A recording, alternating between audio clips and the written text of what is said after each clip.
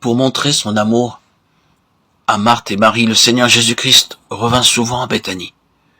Mais elle devait être préparée pour recevoir son amour en plénitude. La première fois, il vint pour leur montrer leur vraie condition.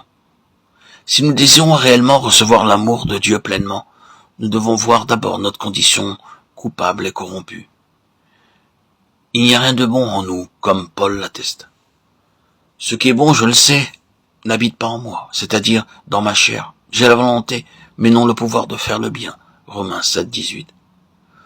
Il nous faut bien des années pour apprendre cette leçon, parce que nous ne voulons pas admettre qu'il n'y a rien de bon en nous. Ce n'est qu'après bien des échecs que nous voyons combien nous sommes pécheurs et corrompus, et que nous devons être délivrés de notre nature pécheresse. Il y a quelque temps, quelqu'un me donna une pomme rouge. Je la gardai 2 jours, puis je la coupai et la trouvai gâtée à l'intérieur. J'essayais de trouver au moins un bon morceau, mais il n'y avait pas une seule partie qui fût bonne.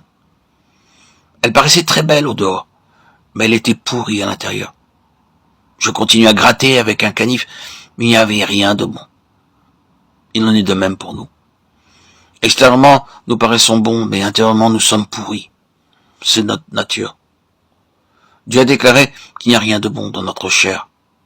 Par conséquent, notre vie est souillée, pleine de faiblesses et de défauts. Le serviteur de Dieu l'atteste. Il n'habite rien de bon dans ma chair. De toute manière, nous sommes souillés et nous ne pouvons pas compter sur notre vieille nature. Il nous faut bien des années pour apprendre cette leçon, mais nous devons l'apprendre. Alors l'amour divin pourra couler librement. En apparence, la famille de Béthanie se composait de gens très bien. Ils s'occupaient du Seigneur, Jésus, et l'aimaient. Ils n'étaient pas comme les pharisiens et les sadducéens qui cherchaient à le prendre en défaut. Cette famille avait un grand respect pour le Seigneur Jésus-Christ et l'accueillait avec une grande joie chaque fois qu'il passait par là. Il a dû prendre ce chemin bien des fois, parce que Béthanie est sur la route de Jéricho à Jérusalem, et toutes les fois que le Seigneur Jésus venait à Jérusalem, il a dû s'y arrêter. Bien que ces visites soient mentionnées 8 fois seulement, il a dû s'y rendre bien d'autres fois. Le Seigneur connaissait très bien leurs conditions, et ce n'était pas parce qu'ils étaient parfaits qu'il s'y arrêtait. Il savait ce qu'il pourrait accomplir en eux en y allant. Aussi, il continuait à s'y arrêter.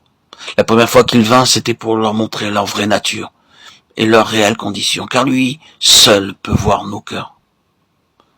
Samuel était un prophète de Dieu et un homme d'expérience, 1 Samuel 16, 7. Après bien des années de service comme prophète de Dieu, il fut envoyé à Bethléem.